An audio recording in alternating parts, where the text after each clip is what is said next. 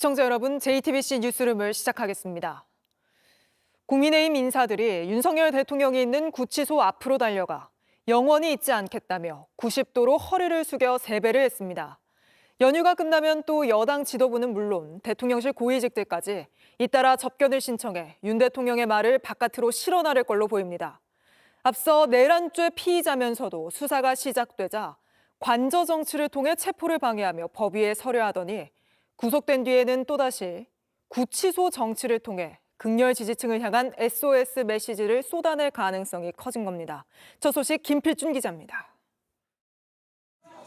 굳게 닫힌 서울 구치소 문을 향해 20여 명의 사람들이 90도로 허리를 숙입니다. 대통령님, 새해 복 많이 받으십시오!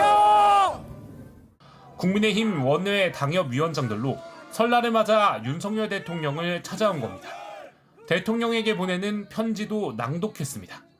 인사와 덕담을 나눌 수 없어 참으로 안타깝고 애통합니다. 대통령님과 한마음으로 언제나 끝까지 함께하겠습니다. 국민의힘 원외 당협위원장 120명 중 80명의 이름이 올라간 편지입니다. 원내 인사인 국민의힘 윤상현 의원도 서울구치소를 찾았습니다. 사실 대통령께서 떡국 드셨는지 또 평안하신지 근황을 좀 알아보고 또 여기 나와 있는 애국 시민분들께 감사의 말씀을 드리러 구치소 문 앞에서 성조기를 흔들며 부정선거를 주장하는 강성 지지층들을 만나러 왔다는 겁니다. 그런데 이들 모두 윤 대통령을 만날 수는 없었습니다. 연휴에는 변호인 접견만 가능하기 때문입니다. 윤 의원은 윤 대통령의 즉각 석방을 주장했습니다. 검찰은 대통령 석방에서 적어도 헌재 심판에 있어서의 대통령의 방어권을 보장해 줘야 됩니다. 일부 헌법재판관들의 성향에 문제가 있다며 헌법재판소의 권위를 흔들기도 했습니다. JTBC 김필준입니다. 설 연휴가 끝나면 일반인 접견이 가능해지는 만큼 본격적인 구치소 정치가 시작될 걸로 보입니다. 국민의힘 의원들뿐 아니라 대통령실의 전현직 참모들까지 접견에 나서겠다고 밝혔는데 정진석 비서실장도 저희 JTBC에 곧 면회를 갈 거라고 전했습니다. 황예린 기자입니다. 윤석열 대통령에 대한 2차 체포영장이 집행되던 날 고위급 참모로서 유일하게 한남동 관저를 지켰던 정진석 비서실장은 JTBC에 윤 대통령을 한번 뵈어야 하지 않겠냐며 조만간 접견하겠다는 뜻을 밝혔습니다. 접견은 이르면 설 연휴 직후인 오는 31일에 이뤄질 것으로 전망됩니다. 이날부터 일반인 접견이 하루에 한 번씩 가능해지기 때문입니다. 이런 상황에 벌써부터 다른 전현직 대통령실 참모들도 윤 대통령을 찾아갈 가능성이 떠오르고 있습니다. 김대기 전 비서실장과 이관섭 전 실장을 중심으로 윤 대통령을 접견하기 위한 일정 조율에 나선 것으로 전해졌습니다. 이때 일부 전직 수석 비서관급 인사들이 함께할 수도 있는 것으로 알려졌습니다. 앞서 국민의힘 지도부에서 개인적인 인간적인 도리로 찾아뵙는 게 맞다고 한 목소리도 나왔고 구체적으로 다음 주쯤 찾아간다는 계획을 언급한 의원도 나타났습니다. 일반인 접견 금지 조치가 풀리면서 찾아드는 인사들을 통해 윤 대통령이 정치적 메시지를 알리는 옥중 정치를 본격화한 것 아니냐는 분석이 나옵니다. JTBC 황예린입니다. 보신 것처럼 윤석열 대통령은 탄핵안이 가결된 뒤에는 관저에서, 구속된 뒤에는 구치소에서 여론전을 펼치고 있습니다. 설 연휴가 끝나면 본격적으로 시작될 윤 대통령의 구치소 정치. 대통령실 출입 기자와 좀 더 이야기 나눠보겠습니다. 자, 강유현 기자. 국민의힘 지도부와 대통령실 고위직까지 면회를 가겠다고 밝히고 있습니다. 지금도 대통령이 변호인을 통해서 구치소에서 편지를 보내고 메시지를 내고 있는데 여기에 여권 인사들의 입까지 더해지는 셈이라 여론전은 한층 더 격해지겠군요. 네, 맞습니다. 국민의힘에선 이미 그 권성동 원내대표와 또 윤상현 의원이 면회 계획을 밝혔고 또 대통령 비서실장인 정진석 실장도 간다고 했습니다. 정 실장은 JTBC에 한번 뵈야 되지 않겠냐면서 다른 수석 비서관들도 다 같이 가기는 어려울 것 같다며 개별적으로 가게 될 것 같다고 했습니다. 네. 앞으로 윤 대통령이 이들을 통한 메시지 노출이 가능해지면 여론전은 더 본격화될 거란 분석이 나옵니다. 앞서 윤 대통령은 계엄 선포 이후에 이 공수처에 체포되기 전까진 한남동 관저에 머물면서 메시지 정치를 했는데요.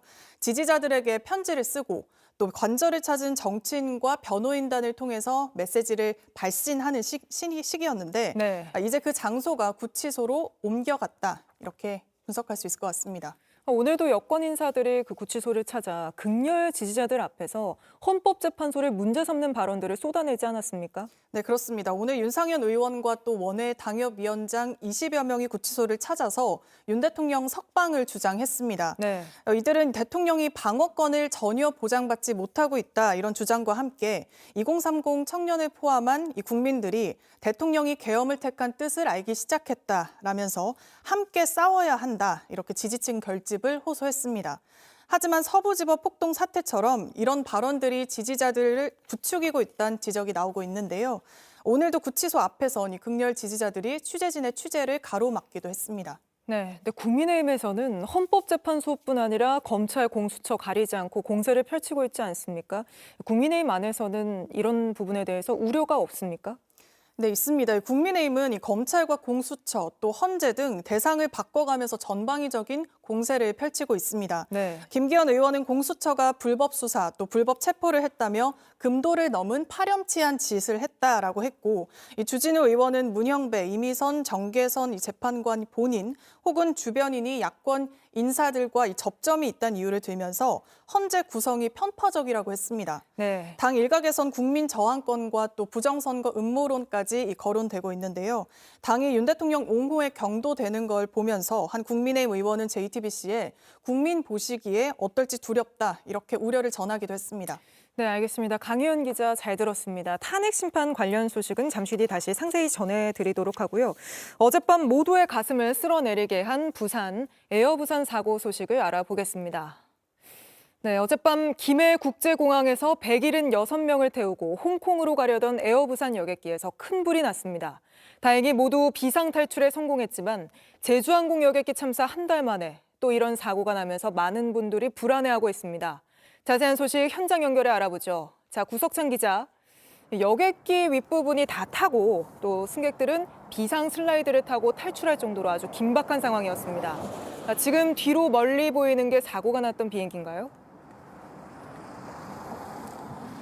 네, 지금 해가 져서 어둑하게 보이시겠지만 화재가 난 그 비행기가 맞습니다. 현장 접근이 통제되고 있어서 카메라로 당겨야만 처참하게 불탄 기체를 그나마 보실 수 있을 겁니다. 홍콩행 에어부산 항공기에서 불이 난 건 어젯밤 10시 15분쯤입니다. 이륙을 준비하던 비행기 꼬리 쪽 내부에서 시작된 불이 천장을 타고 순식간에 동체로 번졌는데요. 3만 5천 파운드의 항공유가 실려 있어서 큰 폭발로 이어질 뻔했습니다. 다행히 승객과 승무원 모두 탈출했는데요. 당시 긴박했던 상황 리포트로 보시죠. 이륙을 준비하던 비행기가 매캐한 연기로 뒤덮였습니다. 승객들은 비상 슬라이드를 타고 정신없이 탈출합니다. 초속 10m의 칼바람이 부는 추위에 겉옷도 챙겨 입지 못한 사람도 보입니다. 누가 저기다 뭐 넣었나? 뭐 넣은 거야 도대체. 야, 출발 안 한 게 천만 다행이지. 탈출과 동시에 비행기 꼬리 부분 창문에서 불길이 치솟습니다.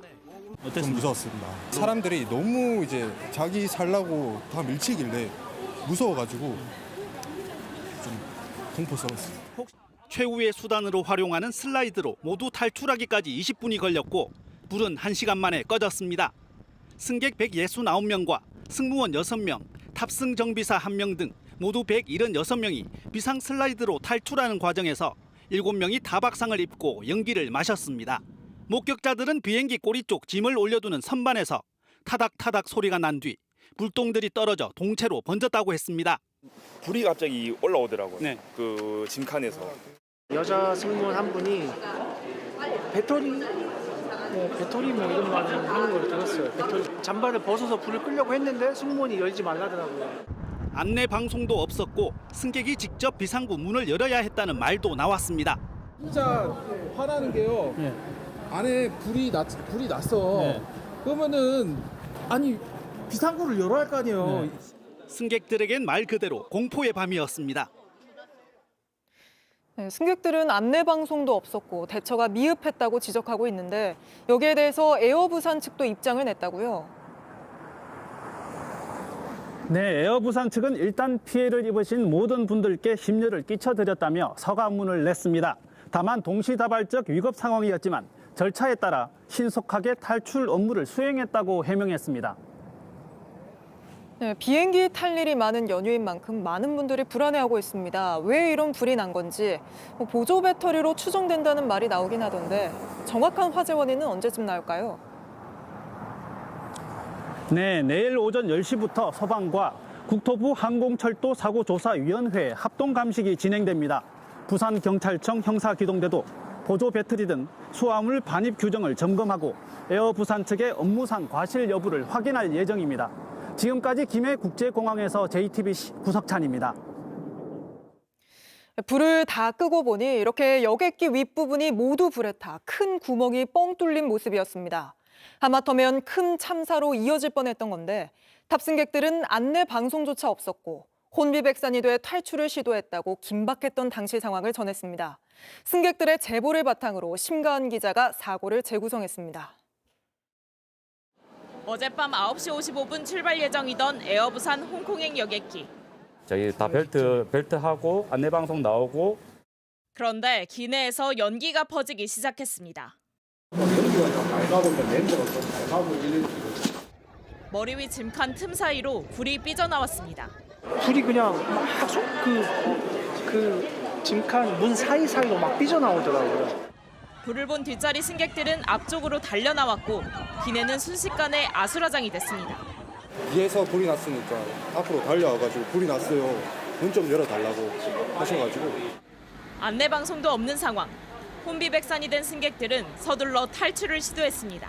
이제 꼬리 쪽에 승객이 이제 열고 그쪽 꼬리 문은 탈출한 걸로 알고 있고 저희는 앞열이 게이트가 개방이 돼가지고 그렇게 이제 탈출을 했습니다. 승무원이 문 열고 이제 미끄럼틀 슬라이드 열어가지고 사람들 보내주고. 소방이 현장에 도착했을 땐 불이 기체 가운데까지 퍼져 있었고 화재 꼬리 부분부터 동체 중간까지 화재가 확대되어 있었으며 승객들은 이미 그 슬라이드를 통해서 승무원들과 함께 대피돼. 승객들은 불이 난 지 20여 분 만에 모두 대피했습니다. 이 과정에서 승객 3명은 타박상 등을 입었고 승무원 4명은 연기를 많이 마셔 병원으로 이송됐습니다. JTBC 심가은입니다. 불씨는 기내 뒤쪽 짐을 올려두는 선반에서 시작된 걸로 추정됩니다.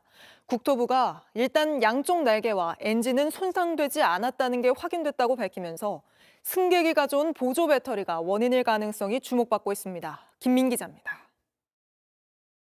처음 불씨와 연기가 목격된 곳은 항공기 뒤쪽 3분의 2 지점, 승객이 짐을 실어 놓은 선반입니다. 꼬리 쪽에 이제 선반 쪽에서 이제 불이 붙었다라는 그 승객 일부의 증언이 있어가지고. 화재를 최초로 알아차린 승무원도 항공기 뒤편 왼쪽 선반에서 발화를 목격했다고 진술했습니다. 다만 여기에 실려 있던 물체가 승객이 가져온 보조 배터리인지 또 다른 인화 물질인지는 아직 밝혀지지 않았습니다. 꼬리 엔진에 불이 났을 거란 추측도 나왔지만 가능성은 작아 보입니다. 사고 직후 조사관 3명을 현장에 급파한 국토부는 기체가 절반이 탔지만 양측 날개와 엔진은 손상되지 않았다고 설명했습니다. 특히 조사관들은 동체 위쪽이 통째로 타버린 것에 주목하고 있습니다. 엔진이라든지 연료 개통이라든지 이쪽에서 불이 났으면 밑에서부터 붙는데요. 기내 수화물이나 APU 덕트 쪽이다 그러면 위에만 불이 붙는 경우가 많죠. 국토교통부 관계자는 무엇이 불을 일으켰는지는 단정할 수 없다면서 경찰, 소방과 함께 모든 가능성을 열어놓고 보고 있다고 밝혔습니다. 불길이 제때 잡히지 않았다면 피해 규모는 걷잡을 수 없이 커졌을 거란 분석도 나옵니다. 현장 도착했을 때 그 남동풍이 한 초속 10m 정도 속도로 불었고 항공유가 날개 부분에 35,000파운드의 항공유가 실려 있었습니다. 국토부는 발화 물질을 추리는데 최소 한 달 이상 걸릴 거로 내다봤습니다. JTBC 김민입니다. 다행히 모두 무사히 탈출했지만 아찔했던 순간도 있었습니다. 일부 승객들이 선반에서 자기 짐을 내려 가져나가려다가 비좁은 통로에서 승객들이 뒤엉키면서 순식간에 아수라장이 된 겁니다. 전문가들은 절대 해선 안 되는 행동이었다고 강조했습니다. 김산 기자입니다. 촌각을 다투던 대피 상황. 승객을 가로막은 건 승객이었습니다. 머리 위 짐칸에 있는 수화물을 빼내려다 비좁은 동선을 막아버린 겁니다. 승객들이 막 앞으로 밀리면서 주위에서 문 열어라 하시면서 계속 막 밀고 승객들이 막 짐 빼려고 하고 그 안에서 막 이렇게 된 거죠. 빠져나가려는 승객과 어떻게든 자기 짐을 챙기려던 사람들이 뒤엉키며 순식간에 아수라장이 됐습니다. 짐이 어디 있냐? 좀 살아야지. 욕밖에 안 했어요. 칸이 좁은데 두세 명씩 이렇게 나가려고 비집고 나가려고 하니까 사람들은 이제 옆으로 튕겨 나가고 넘어지려고 하고. 항공기 화재는 한 번 불꽃이 피어오르면 1, 2분 내로 온 기체로 퍼질 수 있어 잠시라도 경로를 가로막는 순간 인명피해가 순식간에 커지게 됩니다. 6년 전 41명이 숨진 러시아 여객기 화재 사고에서는 수화물을 챙기던 승객이 통로를 막았다는 생존자 증언이 잇따랐고 실제로 사망자도 그의 좌석 뒤편에서 주로 발견됐습니다. 그 짐을 찾는 동안에 다른 분들이 통로를 이용하지 못해서 대피 자체도 불가능하기 때문에 작은 비품과 짐이라도 공기를 주입하는 비상용 슬라이드와 같은 대피 장치를 훼손시킬 수 있습니다. 대피할 땐 아무것도 챙기지 말고 가장 소중한 자신과 가족의 몸만 빠져나오는 데 집중해야 합니다. JTBC 김산입니다. 네, 제주항공 여객기 참사 한 달 만에 또 이런 일이 벌어지면서 불안해하는 분들이 많은데요. 왜 이런 불이 난 건지 전다빈 기자에게 좀 더 물어보겠습니다. 자, 전 기자. 지금 가장 가능성이 큰 게 보조 배터리로 보이는데 작은 보조 배터리 하나에서 이렇게 큰 비행기가 다 탈 정도로 큰 불이 날 수도 있는 건가요? 네, 보조 배터리로 인한 기내 화재 빈번한 편입니다. 지난달에도 에어부산 비행기에선 승객이 들고 탄 보조 배터리에서 연기가 발생해 소화기로 진압하는 일이 있었습니다. 보통은 이렇게 작은 소화기나 물로 진압할 수 있지만 큰 불로 번질 가능성도 배제할 수 없다고 합니다. 들어보시죠. 승객들이 갖고 있는 짐들이 가연성 소재가 많기 때문에 선반 안에 있다 보니까 초기 소화를 완료하기는 굉장히 어려운 조건이라고 보여집니다. 때문에 보조 배터리 등 기내 반입 물품에 대한 규정 강화 목소리는 계속 나오고 있습니다. 항공업계에선 직접 휴대해야 한다, 선반에 올려선 안 된다 등 가이드라인을 보다 명확하게 개선해야 한다는 의견도 있습니다. 이게 출발하고 나서 이런 불이 났다면 정말 큰 참사로 이어질 뻔했다는 우려가 굉장히 많이 나오고 있죠. 그러니까 이제 막 조사가 시작된 거니까 정확한 원인은 좀 더 기다려봐야겠습니다만 또 다른 가능성도 있습니까? 네, 사고 조사에는 모든 가능성을 열어놓고 있습니다. 보조 배터리가 아닌 다른 인화물질, 예를 들어서 전자담배 훈증기 등에서 불이 났거나 기내 위쪽에 전기합선 가능성도 배제할 수는 없습니다. 사고 직후엔 꼬리 엔진, APU 화재도 거론됐지만 가능성 낮아 보입니다.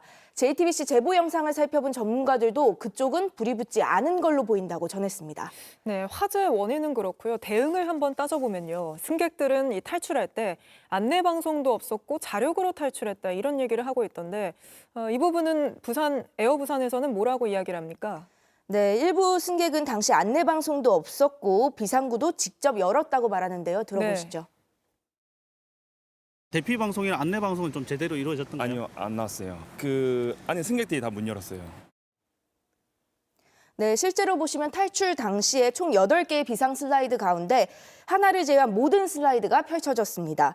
에어부산 측은 이에 대해서 별도 안내 방송을 할 시간이 없었다. 비상탈출 시 승객이 직접 비상구 조작이 가능하다고 설명했습니다. 네. 하지만 전문가들은 승객이 임의로 비상구를 열고 닫는 행위가 추락이나 폭발 등 더 큰 피해를 낳을 수 있다고 지적합니다.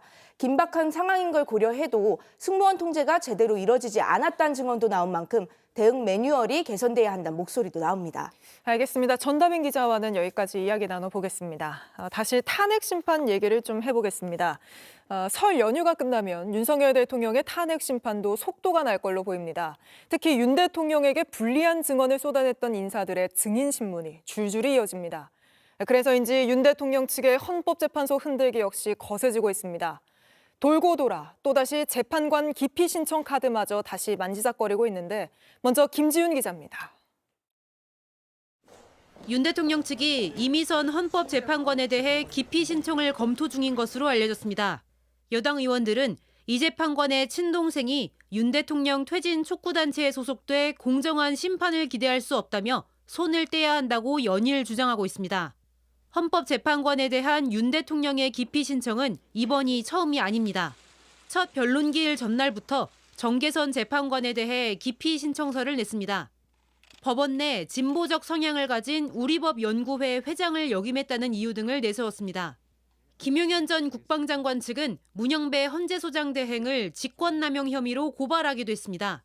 탄핵 심판에서 김 전 장관이 국회 측 증인 신문을 거부하겠다고 했는데 반론 질문을 임하게 되면 사실이 왜곡될 가능성이 매우 높습니다. 따라서 전 증인 신문을 거부하고 싶습니다. 그럴 경우에 일반적으로 판사들은 그 증인의 신빙성에 대해서 낮게 평가합니다. 그건 알아서 하십시오. 제가 뭐 증인을 강요할 권한은 없죠. 이런 문 대행의 말이 김 전 장관의 증언 거부권 행사를 방해했다는 겁니다. 이런 가운데 마흔혁 후보자에게도 편향성 공격이 이어지고 있습니다. 헌법재판관 8명 중 3명에 대해 기피 신청과 형사 고발을 하고 후보자에 대해서도 편향성 문제를 제기한 건데 헌재의 정통성을 흔들려는 시도로 풀이됩니다. 재판관들의 이력을 문제 삼아 공격하면서 종국엔 탄핵 심판 판단에도 불복하려는 게 아니냐는 우려가 나옵니다. JTBC 김지윤입니다. 이런 윤석열 대통령 측에 국민의힘도 발을 맞추는 모양새입니다. 특정 헌법재판관을 향해 정치적으로 편향돼 있다고 주장하며 헌법재판소를 흔드는 건데 급기야는 재판관의 친동생을 문제 삼으며 동생과 설 명절에 만나서 대화를 하면 예단이 형성될 수 있다는 주장까지 했습니다. 김태영 기자입니다. 국민의힘은 이미선 재판관이 스스로 탄핵 심판을 회피해야 한다고 주장하며 윤 대통령 측에 힘을 보탰습니다. 그러면서 이 재판관의 가족을 문제 삼았습니다. 주진우 국민의힘 의원은 소셜미디어에 친동생인 이상희 변호사는 윤석열 퇴진 특별위원회 부위원장이라며 윤석열 탄핵의 선봉장 역할을 하고 있다고 적었습니다. 그러면서 명절에 만나거나 대화를 통해 예단이 형성될 수 있다고 주장했습니다. 문영배 헌재소장 권한대행이 15년 전에 쓴 페이스북 글도 도마에 올렸습니다. 굳이 분류하자면 우리법 연구회에서 제가 제일 왼쪽에 자리 잡고 있을 것이다. 그런데 친구들과 얘기해보면 내가 참 보수적이다라는 내용에 대해 스스로 편향성을 인정했다고 공격한 겁니다. 문영배 재판관이 스스로 올린 글입니다. 우리법 연구회 내부에서 제가 제일 왼쪽에 자리 잡고 있을 것입니다. 이런 것들은 굉장히 스스로의 편향성을 엄청나게 드러낸 글이죠. 김대식 국민의힘 의원도 문 대행이 이재명 대표와 SNS에서 여러 차례 대화를 나눈 사실이 드러났다며 헌재의 공정성과 중립성에 대한 의문을 품게 한다고 했습니다. 하지만 헌재는 이미 이에 대해 개인적인 사정은 심리에 결코 영향을 미칠 수 없다고 선을 그은 바 있습니다. 그러면서 지난 2022년 이재명 대표가 경기지사 재직 당시 경기도와 남양주의 권한쟁의 사건을 언급하며 당시 5대4로 의견이 팽팽히 갈리는 가운데 문 재판관이 남양주 측을 지지했다고 설명한 바 있습니다. JTBC 김태영입니다. 이렇게 밖에서는 헌법재판소를 공격하지만 탄핵 심판정 안에서는 말이 바뀌고 증언이 엇갈리는 상황이 반복되고 있습니다. 특히 계엄 포고령이나 국회에 투입된 병력수 등 핵심 쟁점에 대해선 대통령이 잇따라 거짓말한 게 드러났다는 지적도 나옵니다. 유선희 기자입니다. 윤석열 대통령은 비상계엄이 금방 끝난 건 계획된 거라고 했습니다. 도대체 2시간짜리 내란이라는 것이 있습니까? 그런데 김용현 전 국방부 장관이 헌법재판소에서 한 증언은 달랐습니다. 여기서 원하는 결과는 뭐였습니까? 최소한 한 2, 3일은 가지 않을까 생각했습니다. 경고용 계엄 주장을 할 때마다 윤 대통령은 2시간짜리 계엄이었다고 했지만 실은 그렇지 않았던 겁니다. 소수 병력 주장도 거짓이었습니다. 300명 미만의 실무장하지 않은 병력으로 하지만 경찰 수사 결과 투입된 병력은 국회와 선관위 등의 1,500명이 넘는 것으로 드러났습니다. 핵심인 국회 본회의장 침투 병력 수는 사인이 맞지 않았습니다. 근데 특전사 요원들이 그 본관 건물 안으로 한 20여 명이 들어가는 사진을 어제 봤거든요. 280명은 본관 안쪽에 하여튼 복도든 어디 그 이쪽 곳곳에 가 있었습니다. 윤 대통령 측은 또 계엄 포고령을 김 전 장관이 잘못 베낀 걸 모르고 넘겼다고 주장했는데 예전 포고령엔 없는 전공의 처단을 어떻게 베꼈냐는 지적이 나왔습니다. 그러자 윤 대통령은 법정에서 김 전 장관의 기억을 들춰냈습니다.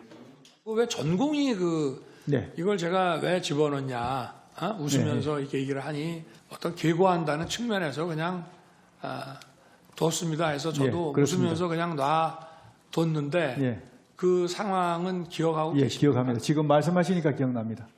하지만 김 전 장관은 앞선 검찰 조사에선 윤 대통령이 포고령 작성 당시 법전을 찾아보고 지침을 줬다는 취지로 진술한 것으로 확인됐습니다. JTBC 유선입니다. 이렇게 윤석열 대통령과 국민의힘의 헌법재판소 흔들기는 갈수록 노골적입니다. 탄핵 심판을 취재하고 있는 조혜연 기자와 더 자세히 짚어보겠습니다. 자, 조 기자, 윤석열 대통령 측이 탄핵 심판과 관련해서도 법적으로 해볼 수 있는 건 다 해보는 모양새인데 이미선 재판관에 대한 기피 카드도 지금 만지작거리는 걸로 알려져 있잖아요. 어떻게 할 건지 윤석열 대통령 측에 직접 물어봤습니까?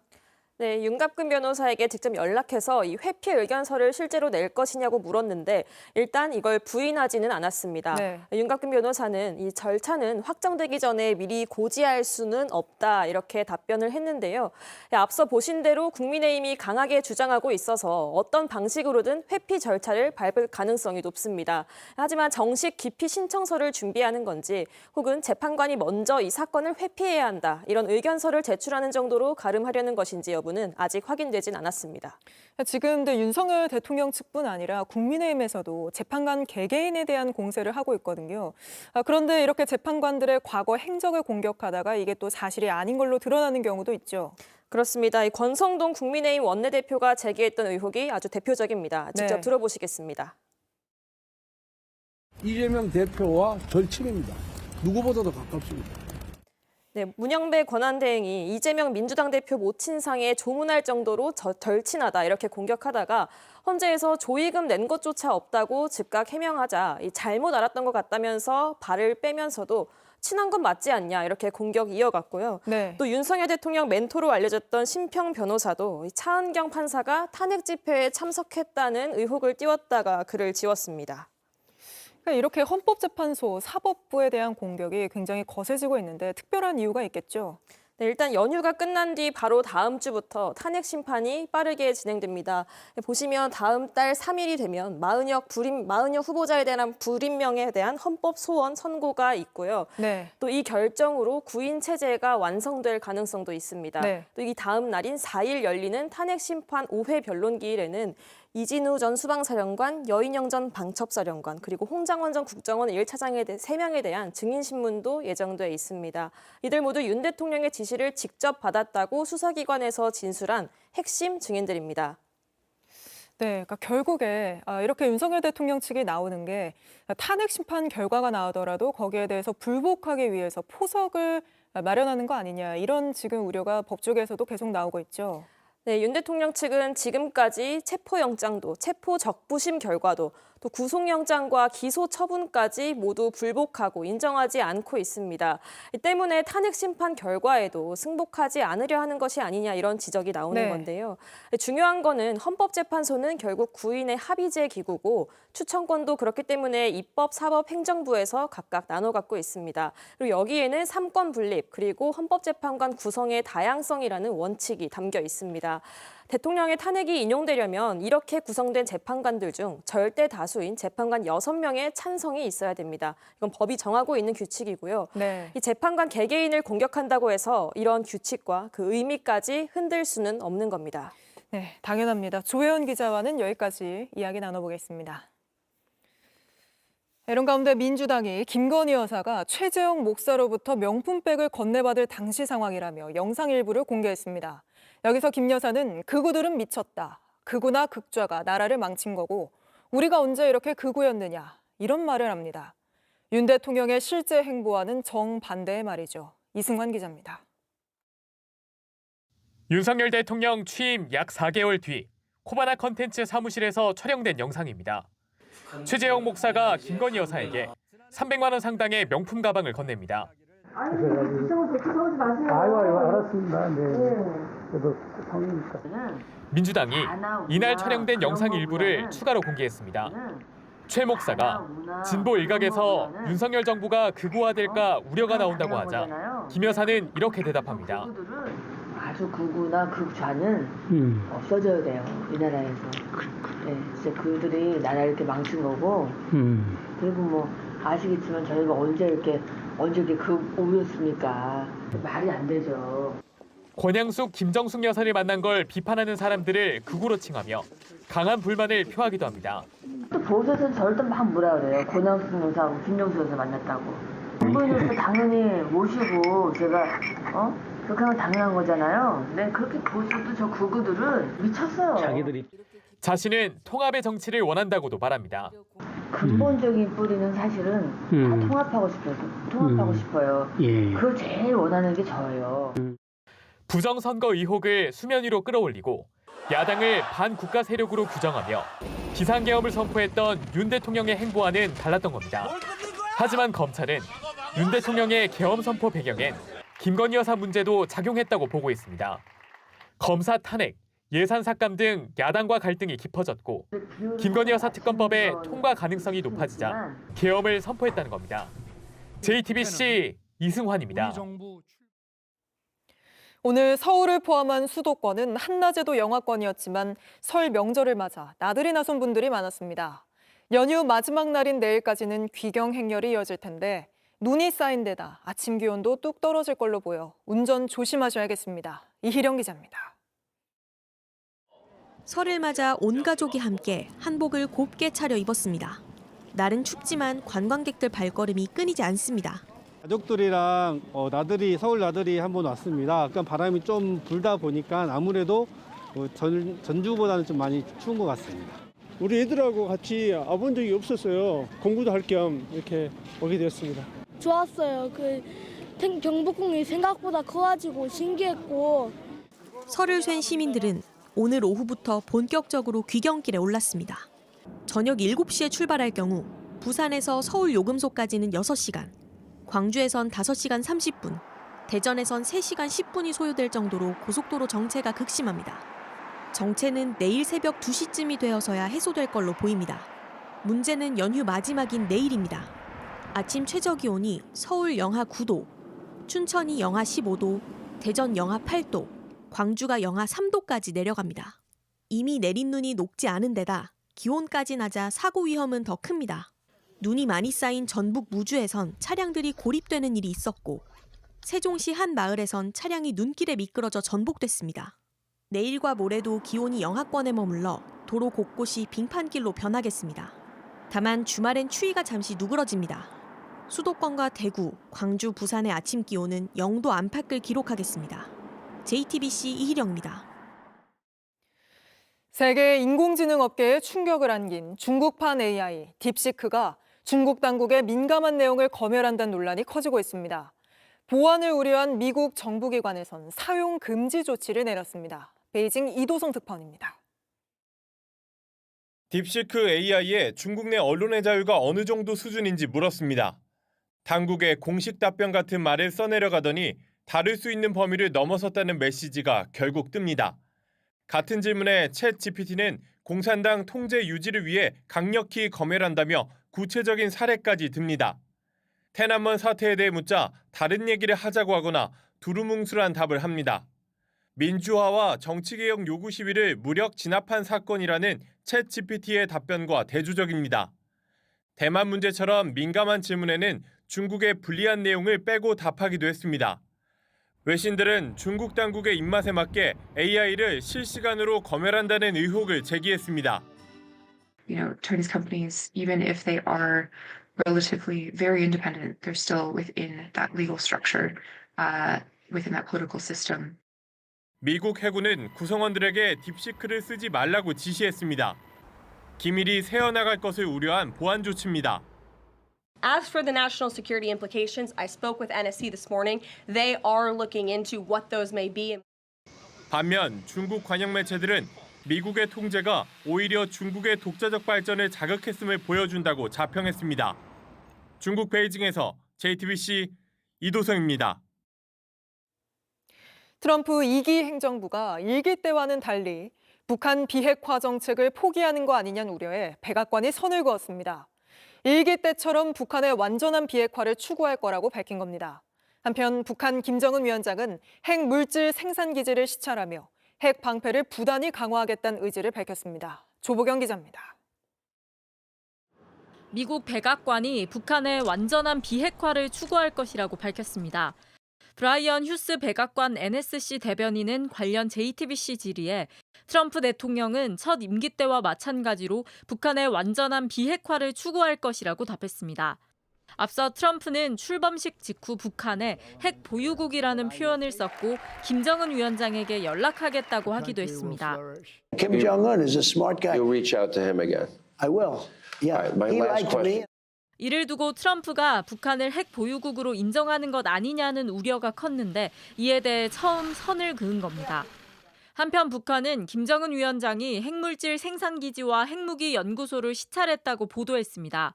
트럼프가 김정은과 연락하겠다고 한 지 6일 만에 나온 반응입니다.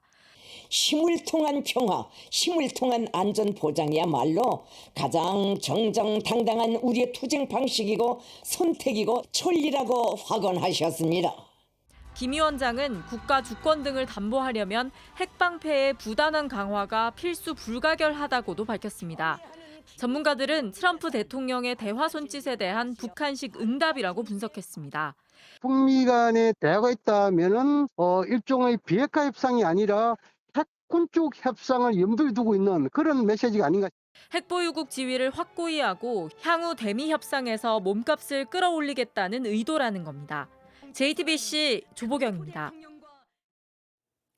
트럼프 2기 행정부가 출범과 동시에 불법 이민자를 닥치는 대로 잡아들이고 있습니다. 하루에 1,000명도 넘게 붙잡히면서 반발도 거센데 홍지은 특파원이 전합니다. 한 남성이 불시에 찾아가선 문을 두드립니다. 잠시 뒤 집에서 나온 듯한 이들에게 수갑을 채웁니다. 현지 시간 27일 하루에만 붙잡힌 불법 이민자 수는 1,100여 명. 평소 체포되던 숫자의 4배 수준입니다. 이미 대도시를 중심으로 이민국 지부에는 매일 1,500명씩 잡아들이라는 지시가 떨어진 것으로 전해졌습니다. 범죄 전과가 없어도 단속 대상입니다. 강화된 이민자 색출에 반발은 거셉니다. Yo voté por él porque él es una persona inversionista que quiere el bienestar para nosotros, pero no todos estamos delincando aquí. Él debe de ayudar. 이민 3세인 배우 셀레나 고메즈는 울면서 항의하는 영상을 SNS에 올렸다가 역풍을 맞기도 했습니다. We got 500,000 children who are sex trafficked into this country, separated from their families, put in the hands of criminal cartels to be smuggled into the country. This administration can't find over 300,000. Where's the tears for them? 미국이 돌려보낸 콜롬비아인 205명은 본국에 도착했습니다. 당초 이들을 안 받겠다고 한 콜롬비아 정부는 트럼프식 관세 폭탄에 한 발 물러섰습니다. 관세와 제재를 무기로 트럼프 정부가 이민자 송환을 압박하면서 중남미 국가들은 비상에 걸렸습니다. 로스앤젤레스에서 JTBC 홍지은입니다.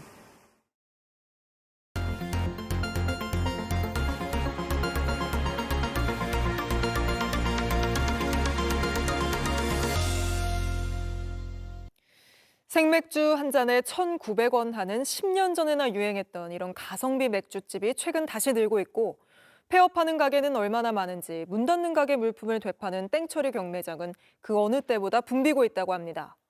설 연휴 대목이지만 12.3 내란 사태의 여파로 좀처럼 나아지지 않는 우리 주변의 경제 현실을 밀착카메라 정희윤 기자가 취재했습니다. 산속에 자리한 이곳은 중고물품을 싸게 경매로 살 수 있는 이른바 땡처리 경매장입니다. 오늘 평일 오후인데도 불구하고 주차장이 꽉 찰 정도로 인기가 많습니다. 그런데 이 정도도 많이 줄은 거라고 하는데요. 최근에는 폐업한 가게들이 워낙 많이 늘고 사는 사람은 좀 줄었다고 합니다. 직접 안에 들어가서 상황 보겠습니다. 트럭에서 절단기 같은 기계류부터 자전거 같은 생활용품까지 온갖 물건이 다 나옵니다. 대부분 망한 공장, 폐업한 식당 등에서 들어온 소위 사연 있는 물건들입니다. 요거는 저기 하나님 믿는 분이 가져가세요. 베드로야, 베드로. 혹시 하나님 믿는 분 계십니까? 하나님 뭐 다 불자가 왔어? 경매사가 재치 있게 구매를 유도해보지만 사람들의 지갑은 좀처럼 열리지 않습니다. 2개만. 이게 하나에 5,000원꼴인데? 하나에 5,000원. 2개가 많으면 5,000원 2개. 아, 근데 그게 어떻게 있어? 2개 5,000원이? 아우, 진짜. 그래도 조용한 손님들. 경매사는 가격을 다시 깎기 바쁩니다. 2만. 예, 내릴게요. 아유, 참. 뭐 이렇게 해봐요. 15,000원이든 본인들이. 15,000 계십니까 그러면? 15,000. 예, 내릴게요. 10,000원은 안 돼. 그렇게 가면 이제 아니요, 내릴게요. 저렴하게 필요한 물건을 사가기 위해 경북 문경에서 경기 용인까지 달려온 부부도 있습니다. 이게 다 10,000원이야. 다 사고 싶은데 차에 담고 싫으니까 적당히 사는 거예요. 평소엔 건설업에 종사하지만 짬이 날 때마다 이곳에서 물건을 사 되파는 부업을 한다는 이 남성. 최근엔 폐업한 가게에서 통째로 들어오는 물건이 많아졌다고 합니다. 한 집 물건이 다 오는 경우가 많아요. 예를 들어서 카페가 뭐 문을 닫았다 그러면은 그 카페에 있는 게 전부 다 와요. 그런 거 보면 아, 또 어디가 하나 문 닫았구나. 이 경매장을 3년 정도 다녔는데 이곳에서조차 사람들이 소비를 꺼려하는 추세라고 합니다. 예전에는 오면은 그거보다 싼 애 한번 샀었는데 이제 여기서도 더 싸게가 되는 거예요.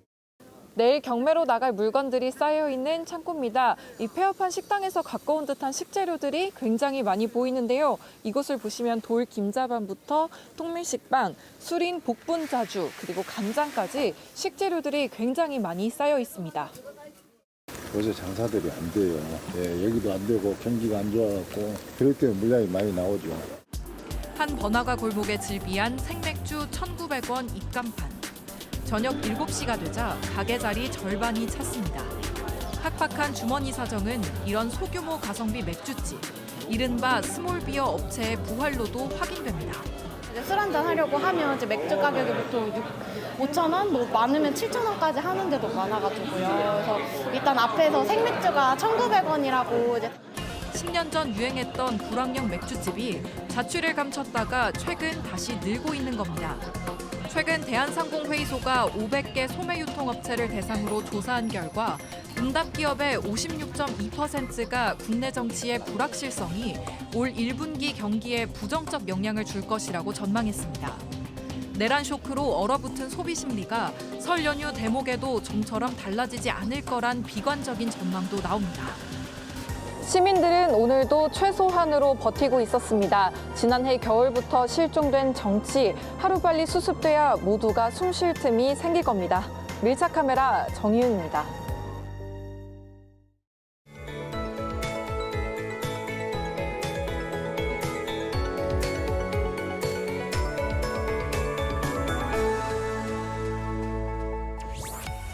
이번 설에는 폭설에 한파까지 몰려오면서 연휴가 끝나가는 게 유독 아쉽게 느껴지는데요. 이제 눈은 대부분 그쳤지만 집으로 돌아가는 길에 미끄럼 사고가 발생하지 않도록 조심히 이동하셔야겠습니다. 연휴 마지막 날인 내일은 추위의 정점을 찍겠습니다. 서울 아침 기온이 영하 9도로 오늘보다 3도 정도 낮겠는데요. 외출 시 보온에 각별히 신경 쓰셔야겠습니다. 현재 중부와 경북 곳곳에는 한파특보가 발효 중이고요. 전국에 바람도 강하게 불어서 체감온도를 뚝 떨어뜨리겠습니다. 특히 동해안 지역은 강풍특보도 내려졌습니다. 충남과 전북은 내일 새벽부터 아침 사이에 눈이 내리는 곳이 있겠습니다. 아침 기온은 청주 영하 8도, 대구 영하 5도로 출발하겠고요.